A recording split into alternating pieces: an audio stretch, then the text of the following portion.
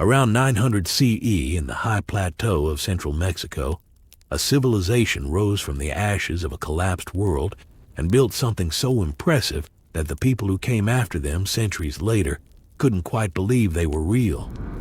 They were called the Toltec, and to the Aztecs who eventually inherited their world, they were not just a former civilization. They were a legend, a golden age, a standard of greatness that nobody who came after them could match. The story of the Toltec begins with destruction. For centuries before them, the greatest city in the Americas was Teotihuacan, a vast metropolis in the Valley of Mexico that at its peak held over 100,000 people, with pyramids so large they still dwarf every structure built in the region before or since. Teotihuacan collapsed around 650 CE under circumstances still debated by historians: fire, internal revolt, drought, invasion, probably all of these at once. When it fell, it left a power vacuum at the center of Mesoamerican civilization. Several groups competed to fill it. The Toltec won. Around 900 CE, under a king named Ce Acatl Serpent, the Toltecs sacked and burned what remained of Teotihuacan, making a definitive statement about who now controlled central Mexico. They established their capital at a city called Tula, roughly 60 miles north of what is now Mexico City, and from that hilltop center, they built an empire that would shape every civilization that came after them. Tula was not the largest city in the ancient world. At its peak, it held perhaps 60,000 people, impressive, but not overwhelming by the standards of its era. What made Tula extraordinary was not its size. It was what it looked like and what it meant. Stand in the ruins of Tula today, and what catches your eye immediately are the Atlanteans. 4 massive stone warrior columns, nearly 5 meters tall, stand at the top of Pyramid B like sentinels who have been waiting for their king to return. Each one is carved in identical detail, a warrior in full military regalia, holding a spear thrower and a bundle of darts, wearing a butterfly pectoral on his chest and a headdress decorated with feathers. They once supported the roof of a temple. They still stand. After 1,000 years of earthquakes, erosion, and the slow grinding weight of time, the Toltec warriors are still standing on their pyramid. The Toltec were warriors. This is the first thing to understand about them. Their art, their architecture, their religion, all of it is saturated with the imagery of military power. The serpent wall at Tula, called the Coatpantli, depicts skeletal figures and serpents in relentless procession, a visual narrative of sacrifice and war.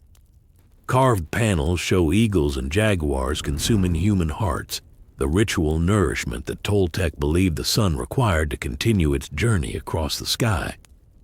Human sacrifice was not a peripheral element of Toltec religion. It was central. The world only kept running because it was fed. But the Toltec were not only warriors. In the Nahuatl language, the language of the Aztecs who came after them, the word Toltecatl did not mean soldier or conqueror. It meant artisan, craftsman, creator of beautiful things. The Aztecs understood the Toltec as the people who had perfected every art, every skill, every form of human making. They were masters of architecture, medicine, calendar science, and craft. Their pottery, their stone carving, their textiles, all of it set a standard that later Mesoamerican civilizations measured themselves against and found themselves wanting. The Toltec also gave Mesoamerica something that would outlast their empire by centuries: the most powerful religious figure in the pre-Columbian world. His name was Ce Acatl Topiltzin. His title was Quetzalcoatl, the Feathered Serpent. Quetzalcoatl was already an ancient deity when the Toltec rose to power. The Feathered Serpent appears in Mesoamerican art going back 1,000 years before the Toltec. But it was under the Toltec, and specifically in the reign of Ce Acatl Topiltzin, who took the name of the god as his own title, that Quetzalcoatl became the dominant spiritual force across the entire region. Topiltzin was a priest king, a ruler who merged his own identity so completely with the god he served that later generations could not separate the man from the deity. He was remembered as a reformer, a patron of arts and learning, a king who opposed pure blood sacrifice and favored offerings of jade and butterflies, instead a radical position in a religious culture built around human hearts offered to the sun. And then, according to legend, he was destroyed. Rival factions within Tula, the followers of Tezcatlipoca, the Smoke and Mirror, a darker god of war and sorcery, drove Topiltzin from the city. The accounts vary in their details, but all agree on the shape of the story. Topiltzin was tricked, shamed, and exiled. He led his followers south and east through cities that still bear the marks of his passage. He reached the Gulf Coast, and there, according to one version of the legend, he set himself on fire as an act of sacrifice and rose into the sky as the morning star of the planet Venus. According to another, he sailed east into the sea on a raft of serpents, vowing to return in the sacred year of One Reed. The year One Reed in the Aztec calendar corresponded to 1519 CE, the year Hernan Cortez arrived on the coast of Mexico. When Aztec Emperor Moctezuma II received reports of strange beings arriving from the east in great floating houses, wearing metal armor, commanding creatures nobody in Mexico had ever seen horses, his response was shaped by a legend that had been circulating for 5 centuries. The Feathered Serpent had promised to return from the east, and here, arriving from the east in the year the calendar had marked, was something that defied explanation.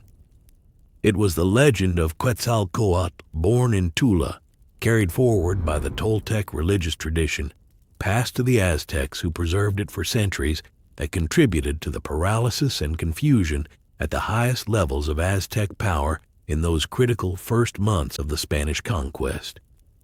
Whether Moctezuma truly believed Cortez was the returning god, or whether that story was constructed after the fact to explain a defeat that needed explaining, historians still debate.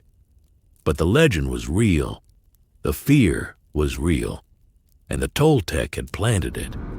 The physical legacy of the Toltec extends even further than Mexico. When Topiltzin and his followers fled Tula, some of them headed to the Yucatan Peninsula, where they encountered the cities of the classic Maya. What followed was one of the most remarkable cultural fusions in the ancient Americas. The Maya city of Chichen Itza, already centuries old, was transformed under Toltec influence into something that looks strikingly similar to Tula itself. The same warrior columns, the same chacmool reclining figures, the same serpent imagery, the same ball court design, the same temple layouts. Scholars call this phenomenon Tolticization, the process by which Toltec military, artistic, and religious culture was absorbed and integrated into existing Mayan traditions. The Great Pyramid at Chichen Itza, El Castillo, is dedicated to Kukulkan, the Mayan name for Quetzalcoatl. The Feathered Serpent of the Toltec became a god of the Maya as well. The Toltec Empire itself did not last long. By 1150 CE, Tula was being systematically destroyed, not by an outside enemy, but from within. Internal conflicts, political fragmentation, and what historians believe may have been a prolonged drought combined to break the city apart.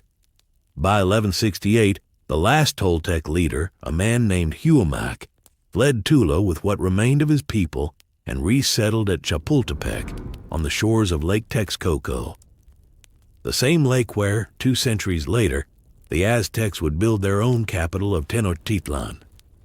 The Aztecs, who eventually dominated central Mexico, studied the Toltec the way Renaissance Europeans studied ancient Rome as the model of everything civilization should be. Aztec nobles claimed Toltec ancestry to legitimize their rule. Aztec priests incorporated Toltec religious traditions wholesale into their own theology. The Aztec calendar, the Aztec writing system, the Aztec approach to architecture and urban planning, all of it built on Toltec foundations. When Aztec poets wanted to describe something as excellent, they called it Toltec. In the Nahuatl language, to call someone a Toltec was not to describe their ethnicity. It was to say they were a master of their craft. It was the highest compliment the Aztec world could offer.